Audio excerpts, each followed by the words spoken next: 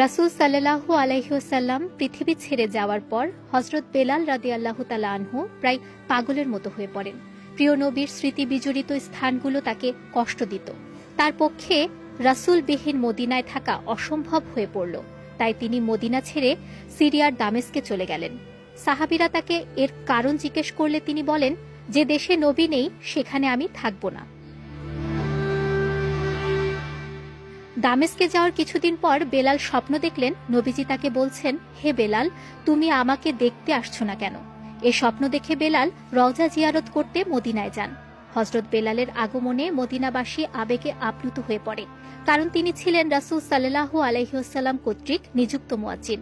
কিন্তু নবীজির ইন্তেকালের পর হযরত বেলাল আর আজান দেননি।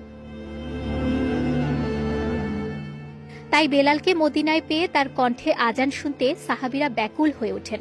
তারা তাকে আজান দেওয়ার অনুরোধ জানালেন, কিন্তু অপারগতা প্রকাশ করে বেলাল বলেন, আমাকে আজান দিতে বলো না, কারণ আজান দিতে গিয়ে আশহাদু আন্না মুহাম্মাদুর রাসূলুল্লাহ বলার সময় মসজিদের মিম্বারের বাইরে যখন প্রিয় নবীকে দেখতে পাবো না, তখন আমি সহ্য করতে পারবো না।